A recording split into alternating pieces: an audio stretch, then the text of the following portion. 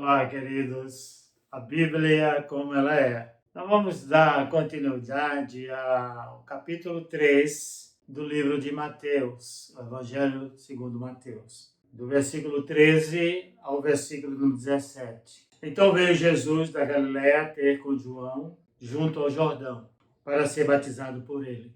Mas João opunha-se-lhe, dizendo: Eu careço de ser batizado por ti, e vens tu a mim. Jesus, porém, respondendo, disse-lhe: Deixa por agora, porque assim nos convém cumprir toda a justiça. Então ele o permitiu. E sendo Jesus batizado, saiu logo da água, e eis que lhe abriram os céus, e viu o Espírito de Deus descendo como pomba, e vindo sobre ele, e eis que uma voz do céu dizia: Este é o meu Filho amado, em quem me comprazo. Evangelho segundo Jesus. Louvado seja o Cristo. Até hoje, muita gente pergunta em grupos pequenos, e até mesmo em algumas reuniões, por que Jesus foi batizado?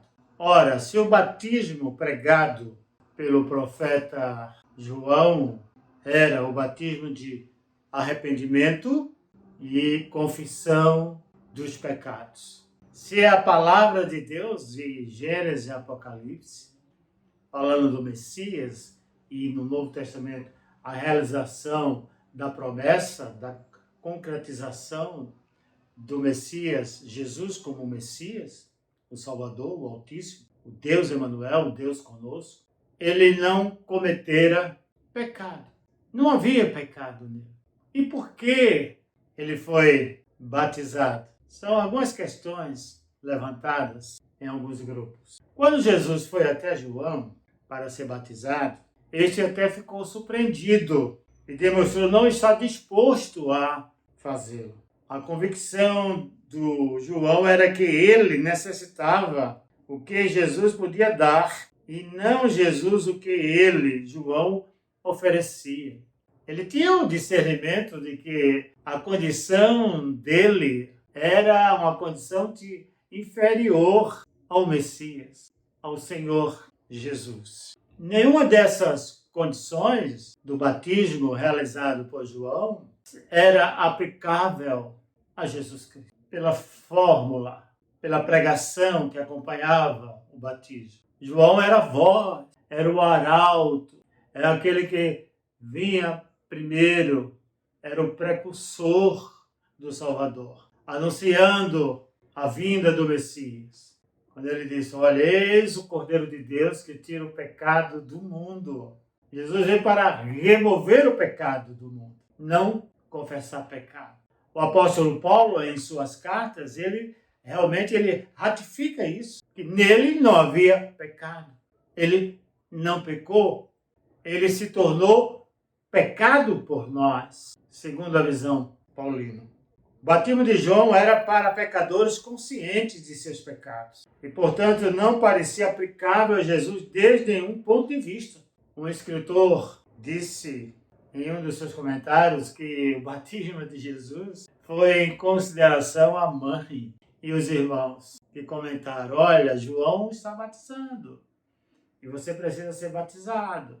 Foi para cumprir um pedido da mãe e de seus irmãos. Pode-se ver que, desde o começo, muitos pensadores se surpreenderam pelo fato de que Jesus tenha ido para ser batizado. Mas houve razões, boas e sólidas razões, para que Jesus fosse para ser batizado por João. A primeira razão: durante 30 anos, Jesus tinha estado esperando em Nazaré, cumprindo fielmente com os deveres singelos do lar e da oficina de carpintaria. Durante todo esse tempo, sabia que o mundo estava esperando. Dia a dia crescia sua consciência de estar à espera. O êxito de qualquer empresa está em grande parte determinado pela sabedoria com que se escolhe o momento de lançar-se a ela. Jesus deve ter estado esperando a hora de dar o golpe, o momento justo e apropriado. o som das trombetas que o convocasse à ação. Enquanto apareceu João, soube que tinha chegado o seu momento. Durante o período de 30 anos, a Bíblia não menciona, há um corte, né, na infância, no aparecimento de Jesus entre os doutores, discutindo a vontade de Deus, e depois ele aparece com 30 anos. Então, nesse intervalo, nesse ínterim, a Bíblia não conta o que Jesus estava fazendo ou fez durante esse período. É um período de expectativa. Ele estava aguardando a voz de João o Batista. E quando João chega pregando em todos os cantos lá, próximo do Rio Jordão, pregando na Galiléia, na Judéia, e aquelas nações circunvizinhas ouviram, chegou um homem, um mensageiro, um arauto do Senhor, pregando a palavra, falando do Messias, convocando o povo para o arrependimento, para a confissão dos pecados. Então é a hora, é o tempo certo. Paulo fala desse tempo. Vindo à plenitude dos tempos, Deus enviou seu Filho, Jesus, em Gálatas 4:4. Por que ocorreu deste modo? Havia uma razão muito singela e vital. Até esse momento na história, nunca um judeu tinha sido batizado. Porque a ideia judaica era a ideia de santificação, salvos. Não havia a concepção de confissão de pecados, porque eles já eram pessoas eleitas, escolhidas por Deus para a salvação. E não havia necessidade de pecar, porque Deus já lhes garantia a salvação. Era assim o pensamento. O judaísmo batizava os prosélitos, aquelas pessoas que oriundas de outras religiões, que aceitavam o judaísmo. Então eles entendendo que essa pessoa levou uma vida pregressa, uma vida de pecados, uma vida através da imundícia, deveria ser purificado pelas águas, o batismo. Então eles aceitavam o batismo de prosélito. Mas entre eles, não, eles já tinham uma convicção de salvação. O batismo era para os pecadores, e nenhum judeu se considerava pecador, afastado de Deus, porque sendo filho de Abraão, acreditava que sua santidade estava assegurada. Então a salvação por ser filho de Abraão. E os judeus não eram considerados um pecador. Ao ser batizado, nós temos o testemunho do Pai no ato do batismo. No versículo, quando ele saiu das águas, houve um mergulho. Quando ele emerge, é ouvida uma voz. E ao mesmo tempo, a Bíblia diz que os céus se abriram e uma pomba, simbolizando o Espírito de Deus descendo, vindo sobre ele. E eis que uma voz, versículo 17, dos céus dizia: este é o meu Filho amado, em quem me comprazo, em quem me alegro. Então nós temos a Trindade no ato do batismo. Temos a voz do Pai, a vinda do Espírito de Deus em forma de pomba, e agora estamos diante do Senhor, aquele que foi proclamado Rei, aquele em que João Batista começou a pregar, que o reino está próximo.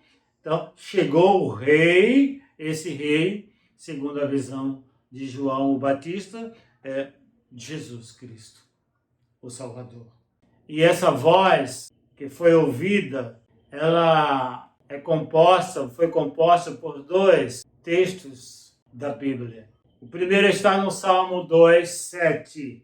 Recitarei o decreto, o Senhor me diz: tu és o meu filho, eu hoje te gerei.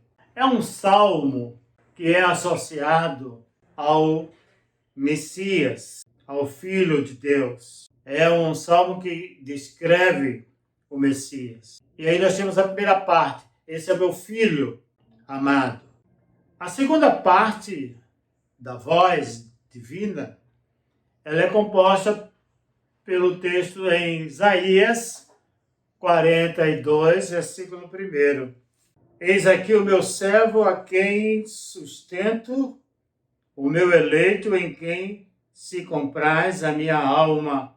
Pus o meu espírito sobre ele, juízo produzirá entre os gentios.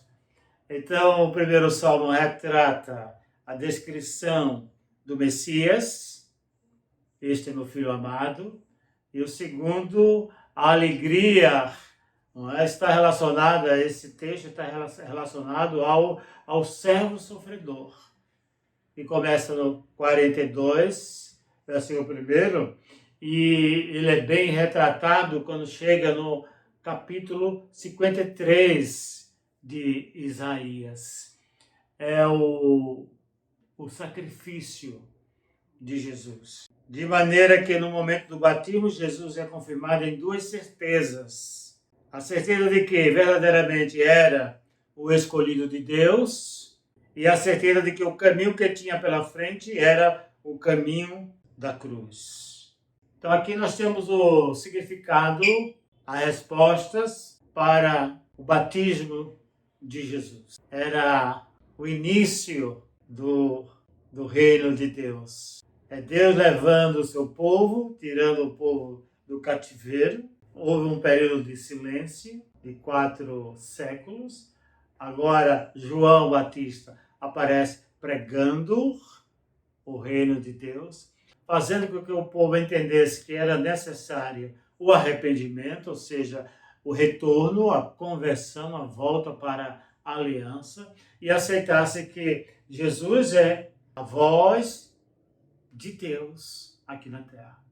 E agora nós temos o início do seu ministério, da sua pregação. Jesus, Rei. Esta é a ideia principal que nós falamos quando nós gravamos o livro de Mateus.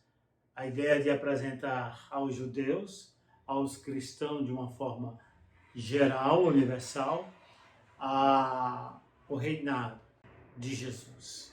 Jesus como Rei. Jesus como Senhor de nossas vidas. Que Deus, pois, nos abençoe. Amém.